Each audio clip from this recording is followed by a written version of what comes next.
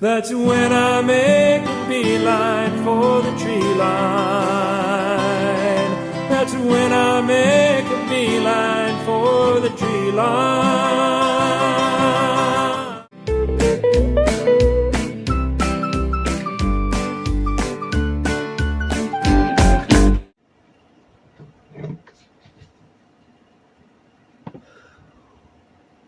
Well, this is it.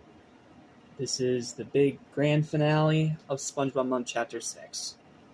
It is something I'm sure a lot of you have been waiting for, and it is only the third ever time that I've done a video game review. And it's not because I don't enjoy doing them, or that I don't want to do all the work, absolutely not. But it's more because I have to find spots where it fits to do a video game review.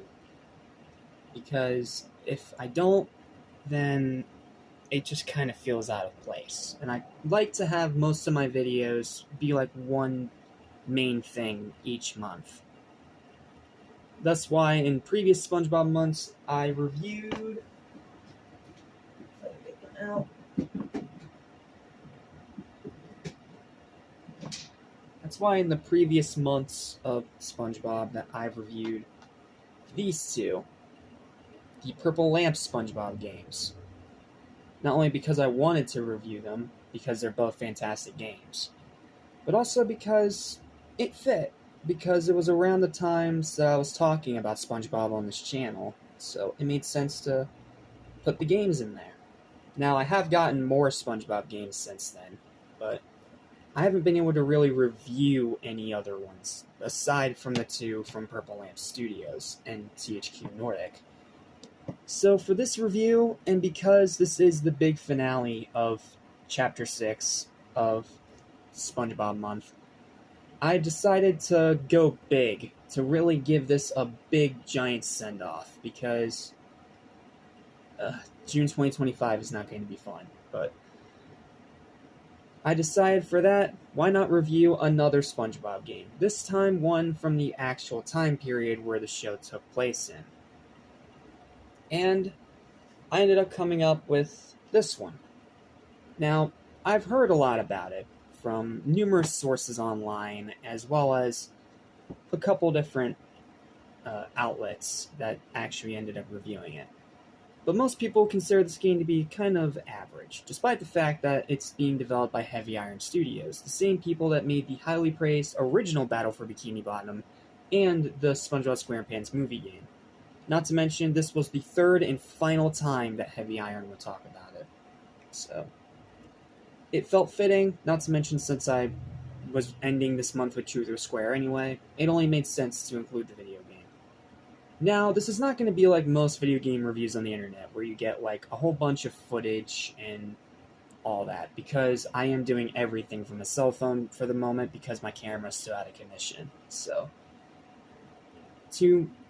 what this review actually entails is me reading off a giant written script that literally took me a whole day to write, and using stock footage in the background and images over top. Now, I know that's going to be seen as lazy, but trust me, I'm working the best with what I got here.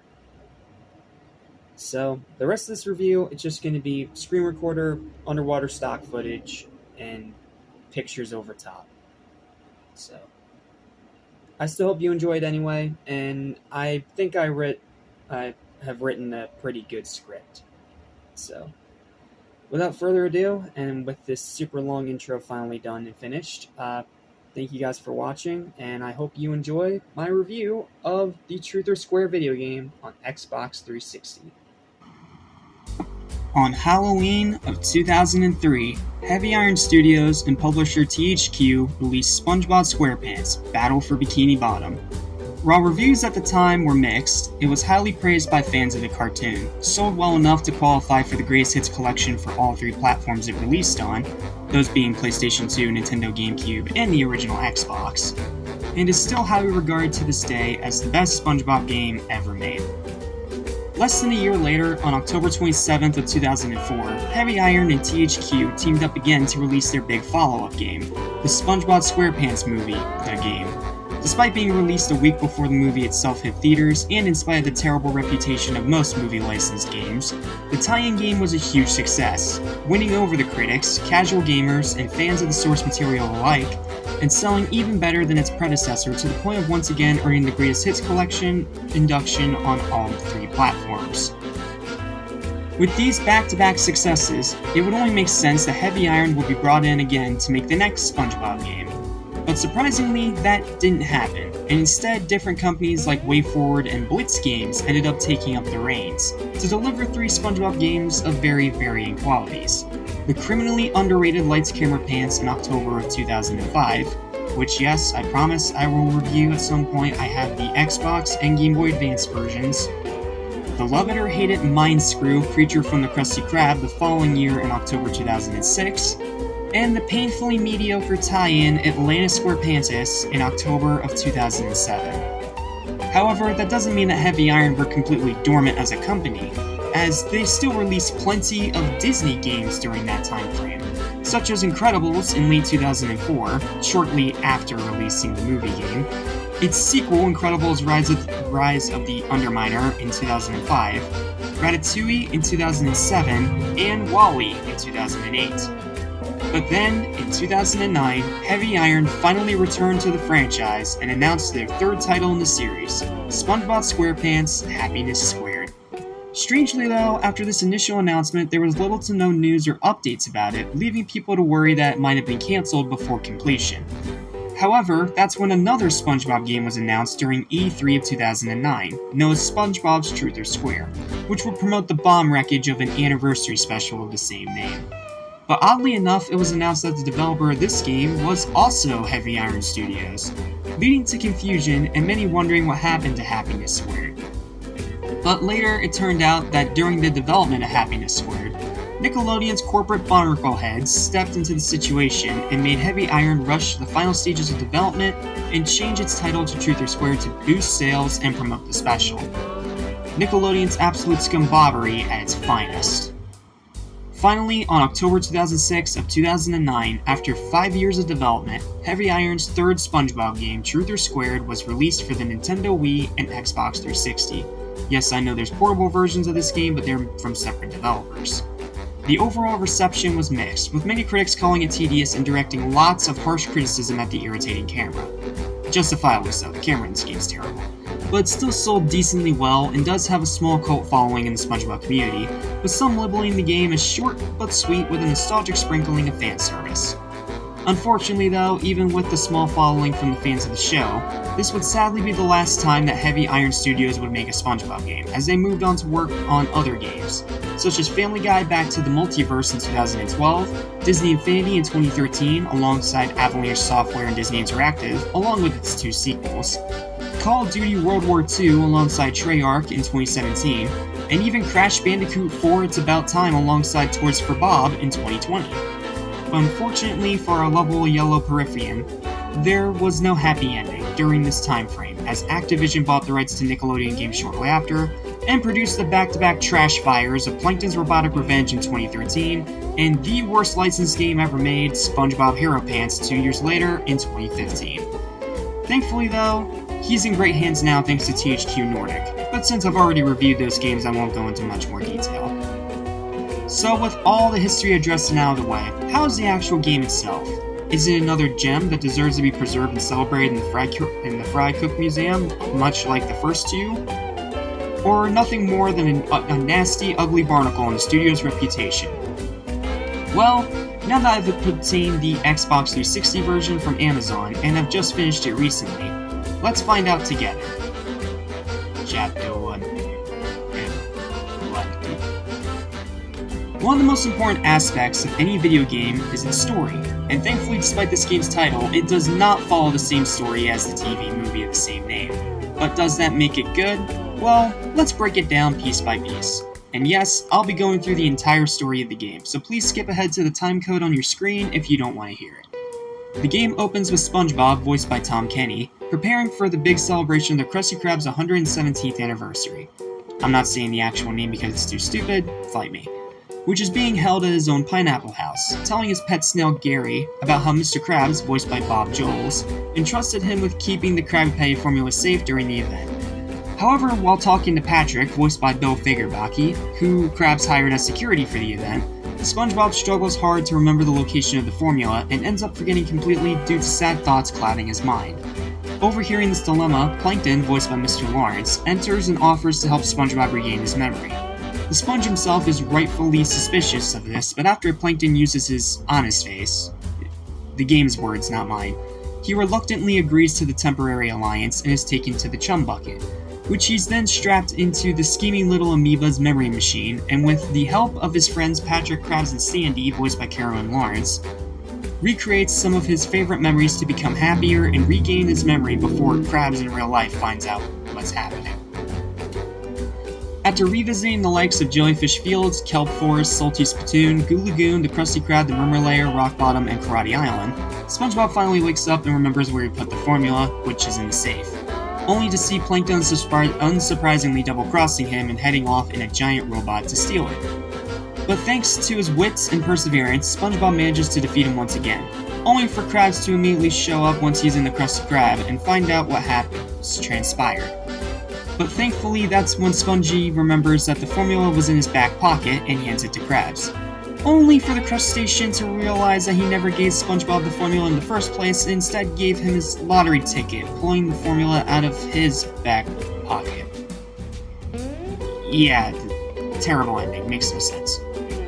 Overall, it's a decent enough story, taking a few elements from the special, but creating its own unique narrative that pretty much serves as a clip show of some of the best SpongeBob episodes, particularly a lot from pre-movie, with the beginning and end tying it all together. While the ending itself is a huge, underwhelming cop-out that can be seen coming from a mile away, the majority of it is still a pretty fun time to watch unfold. This is helped by the writing by Mr. Lawrence himself, which is also leagues better than what it's named after. And while it may not be laugh-out-loud funny, it's still overall solid. Not to mention having this as a clip show of older episodes is much more fitting for a 10th anniversary release of this franchise, rather than being stuck in the air ducts for 22 minutes. God, the special's so bad. It's not going to blow anyone away, but it's not aggravating either. Overall, the story's okay. Chapter 2. Your shoes untied. Any experienced gamer knows that no matter how good or bad the story is, a game is nothing without its actual gameplay. And thankfully, the gameplay of this third Heavy Iron SpongeBob game is actually pretty good.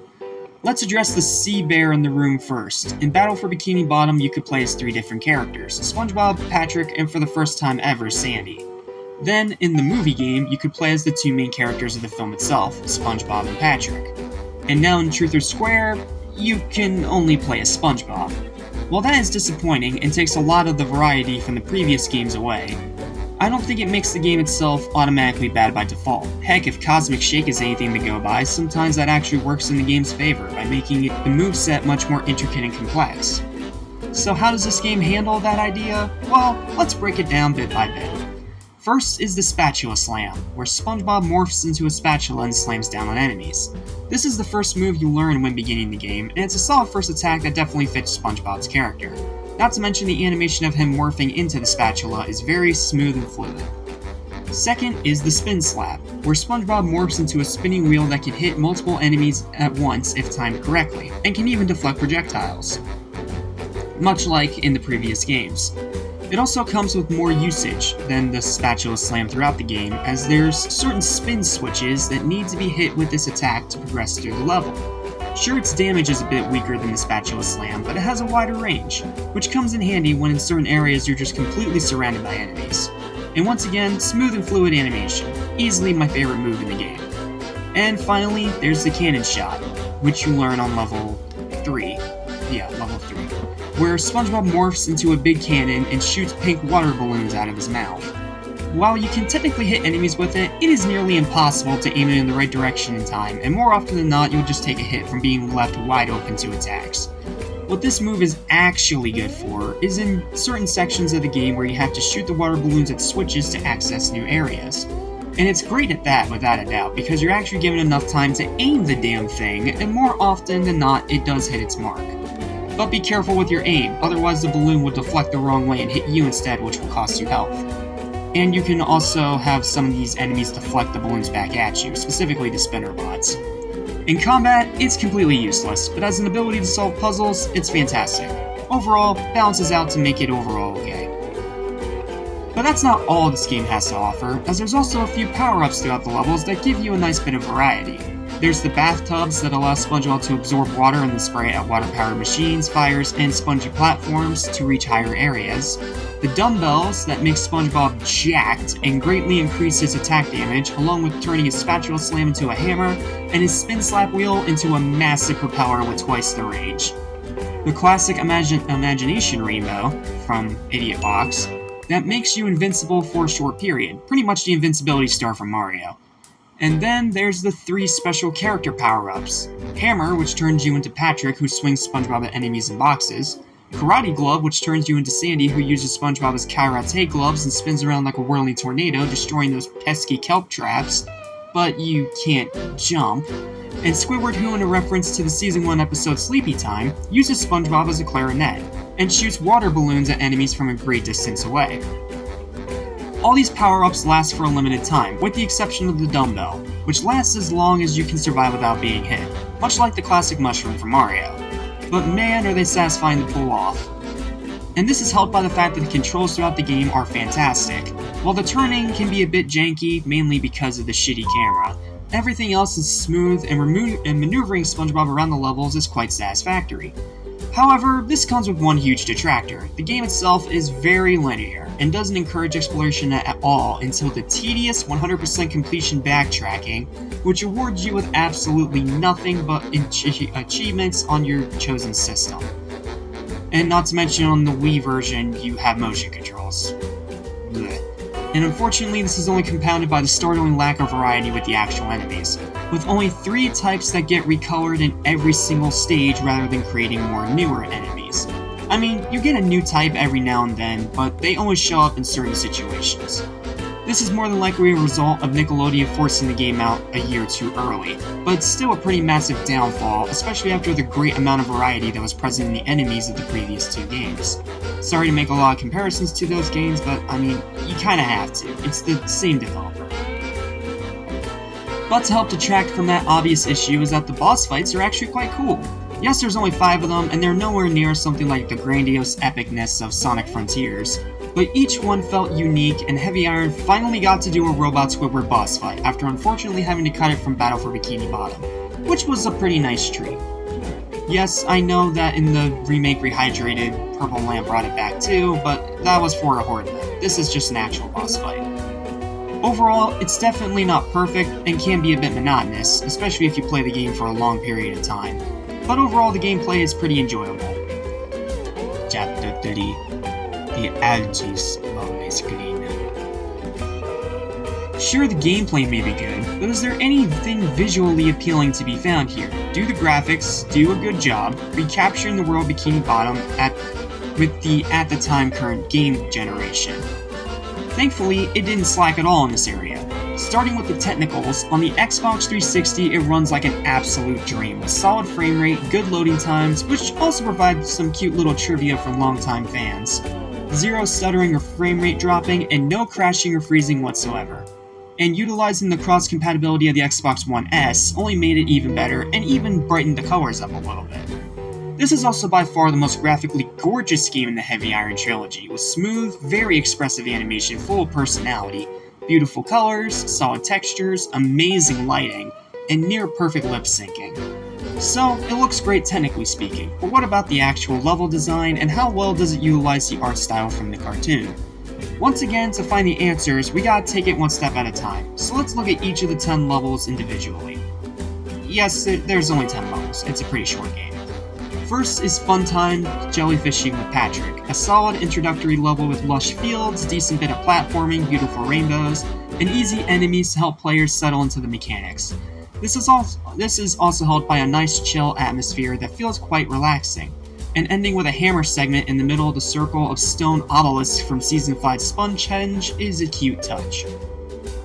Second is Meeting Sandy Cheeks, a kelp forest level that's far less confusing than Battle for Bikini Bottom. with scalps chirping, cool shipwrecks, some fun-time platforming, more easy enemies, the introduction of the spin slap and spin switches, a few fun combat areas reminiscent of an old-school beat-em-up, and it ends on a pretty decent first boss that isn't too difficult once you learn his pattern. Third is Pretending to be Tough with Patrick, a salty spittoon level that acts as a glorified boss fight arena, much like the Poseidon and Chum Bucket from Battle for Bikini Bottom. But the boss fight itself against Robo Patrick is actually pretty good, utilizing what you've learned so far very well in practice, and the cutscene that plays before it is one of the funniest parts in the game. Sure, he's way too easy once you learn his pattern, but it's still a pretty fun fight. And let's be honest guys, it's just an incredible joy to actually have a level in the Salty Spittoon. So cool. Fourth is Becoming a Fry Cook, a Goo Lagoon level that begins to escalate the difficulty with quicksand that limits where you can step but doesn't kill you. The introduction of the cannon shot and its aforementioned puzzles, a needlessly frustrating bus segment that I died on a lot due to the absurdly limited amount of moving space, and much more difficult enemies with cheap placements that can sometimes make it impossible to even move. And it may call itself a Goo Lagoon level, but it reuses so many assets from Jellyfish Fields that I couldn't even tell the difference half the time. But the puzzles are decent, feeding the anchovies is a cute callback to the very first episode of the series Help Wanted, and while it is difficult, it is still overall a satisfying level. It's one of the weaker ones in the game, but by no means bad. It's just okay. Fifth is Santa Santa Santa, a Christmas level that takes place in the Krusty Krab freezer from the actual Truth or Square special for some reason. That once again escalates the difficulty, and it all starts with one of the most abysmal sections in the entire game, on first playthrough. The damn bomb bot. Not even a minute into the level, you come across a huge ice wall that you can't break that's blocking your path, and on a platform that's pretty much right in front of it, with just a little bridge connecting the two, is a new enemy type known as a bomb bot that shoots projectiles at you and can't be destroyed regularly without taking unnecessary damage, due to him literally becoming a bomb after you hit him one time. The hint snail in this section leads you to believe that you had to push this bomb bot across the platform and set it in place to explode, which will destroy the ice wall. What that unhelpful little turd doesn't tell you is that doing this is completely and utterly impossible, because you push the bot so freaking slowly that there's no way to get it from its spawn point, across the bridge, all the way to the ice wall before it explodes, which in turn leads to unleashing a filthy sailor mouth at the TV with so much unbridled profanity that it will even leave the angry video game nerd in a state of shock. What you're actually supposed to do is jump on top of the bomb bot and ride him across the bridge to the platform, jump off once he's in place, and then he'll destroy the ice wall, allowing you to progress through the level. Whoever thought this was a good idea to not tell the player what to actually do in this section, you can go eat a bowl of fuck. As for the rest of the level, it's okay, and the Gumwad section is fun, but that one section pretty much ruined it for me. Sixth is Meeting Mermaid Man and Barnacle Boy, a Murmur Layer level, and I absolutely hate it with every fiber of my soul. It is the absolute worst, most unfair, most aggravating, and most tedious level in the entire freaking game. I don't know how they did it, but they actually managed to make a Murmur Layer level that's worse than that infamous Ruth Goldberg ball machine from Battle for Bikini Bottom. And yes, I am being dead serious. The difficulty completely flies off the rails as almost the entire level is tricky platforming, and the most difficult enemies in the game with the cheapest placements imaginable, and the entire level takes place in the dark. Yes, the lighting of the level itself throughout is absolutely gorgeous, but it ultimately doesn't matter when actually traversing through it is such a controller-breaking, rage-inducing, borderline impossible nightmare that it gave me a PTSD-induced flashback of the terror of Eggman Land from Sonic Unleashed. Yes, it really is that bad, and it's all because of two sections in particular that took me almost an hour to beat. The timed moving platforms and the invincibility run at the very end. In the first of these two sections, there's an area where you had to activate a spin switch that makes moving treadmill platforms appear that go left and right that's on a time limit. Once you're across that, then you have to come to a blockade of enemies, and exploding tikis as well as falling platforms. So, trying to take out the enemies is a bitch, and trying to avoid the exploding tikis and the falling platforms simultaneously is a mother bitch. Then, if you somehow survive that ordeal, you have to activate another spin switch and jump across even more treadmill platforms that's double the length of the previous one, and has electric currents that you have to jump over to yet another blockade of enemies. And this time it's one of the bigger, more difficult enemies in the game, and even more falling platforms. So the only way to get across this load of excessive bullcrap is to trick the enemies into falling off the platforms into the dark abyss of death below. And then, if you still weren't at your absolute wit's end with this nonsense, they make you hit another spin switch and jump across even more treadmill platforms. And worst of all, the electric currents move back and forth too! So if you fall just one single time in this entire section, you're doing the entire fucking section all over again! This single part was so bad and so frustrating that I almost canceled this review altogether and rage quit the game. But after dying at least 11 times in a row, I finally overcame its unfair difficulty and got to progress to the next level section. And that was a great moment in Animation Station history. But then it just had to spoil the mood with the second of these two sections, the Invincibility Run. At the very end of the level, there's one last challenge. Use the Imagination Rainbow power-up to run through a narrow platforming course suspended over the dark abyss of death and through numerous walls of lasers. It may sound easy enough on paper, but trust me when I say it's anything but that. Once you grab the power-up, you have to move as fast as possible down this narrow pathway because there is a very tight time limit until you return to normal. So if you make even one little mistake, you are absolutely fucked and have to start all over. And if that wasn't already enough to stress you out, SpongeBob runs unbelievably slow in this invincibility state, literally being the opposite of Sonic. So you pretty much have to utilize the jump button to move fast enough to get through the lasers. But if you don't time your jumps perfectly, you will miss the platform and fall into the dark abyss of death and have to go through it all over again. Then just when you've had about enough of this absolute shit fuckery, it has the balls to throw in falling platforms at the end of the path right when you lose the power-up and return to normal, leaving you to have to do a mad dash of jumping just to reach the other side before falling to your death. Fuck this level, I hate it. 7th is Squidward's first Yummy Krabby Patty. Another glorified boss arena, but this time in the Patty Vault, and this is where you'll find the Robo Squidward boss I mentioned earlier, or Squidba as they call him, apparently according to the official guide of the game. And it's easily the best one in the game. It's challenging without being too difficult. The episode it's inspired by, Season 3's Just One Bite, actually works into the fight itself. There's a good bit of variety between dodging attacks and timing your moves carefully, and just like with Robo Patrick earlier, it tests everything you've learned so far and puts it into practice. It's a very satisfying level, a much-needed breather after the awful Murmur Lair, and is definitely one of the most memorable moments in the game. 8th is 24 Hours of Fun at the Krusty Krab, a level inspired by one of my all-time favorite episodes in all of SpongeBob, Season 2's Graveyard Shift. But it takes place in Rock Bottom for some odd reason. While it makes no sense at all, this might be my favorite level in the game. Exploring the innards of a giant Leviathan horror was a cool homage to the creature from the Krusty Krab. The difficulty is toned down, but still remains challenging. The atmosphere is spooky and foreboding, the puzzles are satisfying to solve, and the final section on a ship sinking into lava was a great time. Yes, it's a shame that the hash-slinging slasher himself isn't a boss fight, but besides that nitpick, I really loved this level. 9th is the final regular level in the game, Karate with Sandy, a level that actually takes inspiration from a post-movie episode of the series, Season 4's Karate Island. And that's also pretty fun, once you accept that it is one of the most challenging levels in the game with multiple enemies bombarding you every second, the quicksand returning again, and that the platforming is at its absolute trickiest in the whole game with the last section before the boss in particular being under another very tight time limit. However, unlike the Murmur Lair, it never seems outright unfair, and you can actually see what's in front of you, plus the ending boss isn't too hard once you learn his pattern. Overall, it's a pretty strong final level.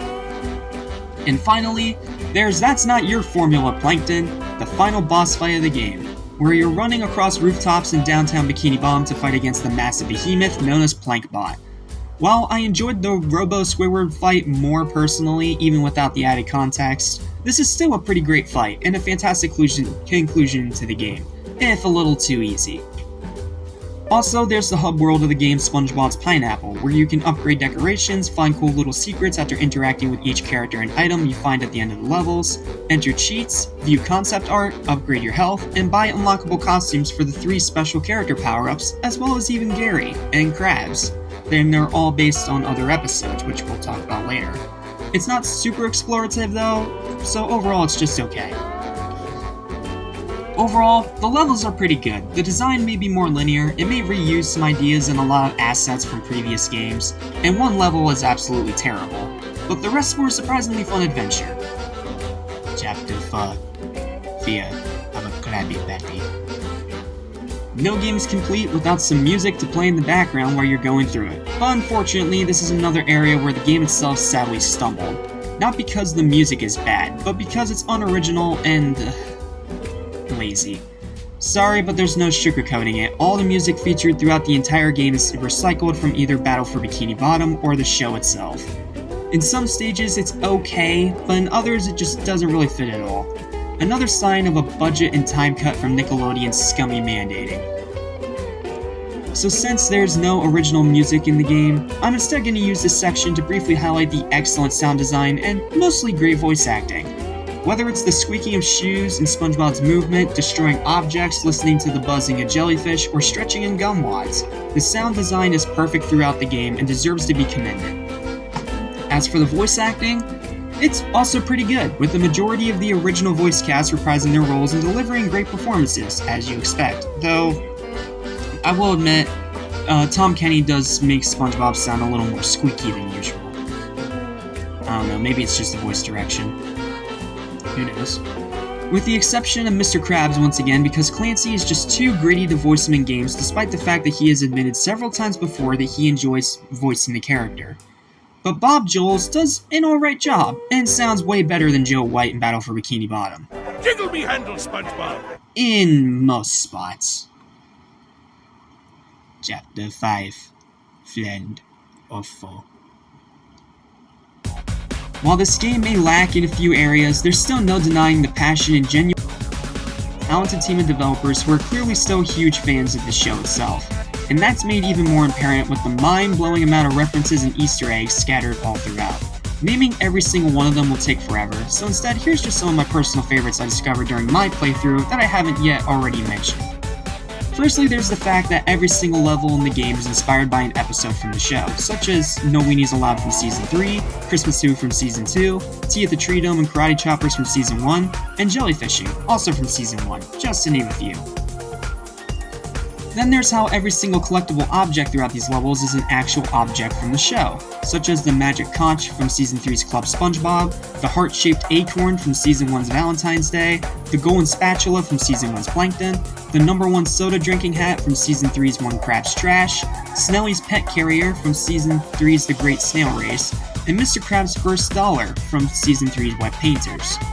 And then there's all the background details, like baby SpongeBob and Patrick on the wall in SpongeBob's Pineapple from Season 3's Secret Box, Squidward's private area, also from Club SpongeBob, live-action Sandy from Season 1's Texas, the design of SpongeBob's Pineapple's living room being pulled straight out of Season 3's special, SpongeBob's House Party, the return of the teleport boxes from Battle for Bikini Bottom that were previously in Season 3's Idiot Box, and the photo album that you select each level using screenshots from the actual show itself, such as Graveyard Shift and Tea at the Tree Dome. Finally, there's all the unlockable costumes. SpongeBob's Mermaid Man cosplay from Mermaid Man and Barnacle Boy 1 and 3, as well as Patrick's Barnacle Boy cosplay from the same episodes, the Open Window Maniac from Season 1's Hall Monitor, great touch there, Patrick's ski mask from the Season 4's The Lost Mattress, Pirate Patrick and Captain Craggs from Season 1's Arg, Sandy's band uniforms from Season 2's Band Geeks, Squidward with his name tag from Season 3's Missing Identity, Squidward with hair from Doodle Bob, even though he's also wearing a mustache for some reason, Krabs Tux from Squilliam Returns from Season 3, and more. Overall, there is a dump truck load of references to make you smile and feel the warm fuzzies and nostalgia here. You know, what the actual special itself should have done instead of wasting time. Chapter 6: Truth of the Square. So, overall, with everything detailed and analyzed, is this game worth it? In my personal subjective opinion, the answer is yes. While it may be the weakest of the 3 SpongeBob games developed by Heavy Iron Studios and is very short at only 5 hours, 3 hours max if you can actually make it through the most difficult parts of the game without dying, and is far from perfect mainly because of how Nickelodeon themselves screwed it over during the late stages of development, I would still recommend this game to fans of the show and fans of old school nostalgic platformers. With a solid story, fun gameplay, excellent controls, cool level design, gorgeous graphics and animation, fantastic voice acting, smooth performance, memorable bosses, and full to the brim of references from the show's entire history, up to Season 6 of course, SpongeBob's Truth or Square is a brief but entertaining little romp through the world of Bikini Bottom once again. And considering the Nasty Patties released by Activision only a few years later, it's a relic from freaking Atlantis in comparison. And yes, as stated before in the previous review, it is leagues better than the TV movie that it was stuck promoting. And with that, another SpongeBob month draws to a close. Now, I can understand the people that find this game mediocre, especially in comparison to Battle for Bikini Bottom and the movie game, which were both fantastic. But I don't think Truth or Square should be outright disregarded. It's way better than what it was stuck promoting. Heavy Iron still tried their best despite the crappy scumbobbery from Nickelodeon themselves. And the game overall, outside of one terrible level, it was still a pretty fun time. It has its moments. It's definitely way too hard for kids. But I do think that if you are a SpongeBob fan, pick this up, especially if you can get it for dirt cheap on the internet like I did. So, yeah. And I should also add this into the review. I have 100% completed the game, at least to my fullest capability by myself, because there are achievements for the multiplayer mode where you play as Plankton shooting around robots, and that's it.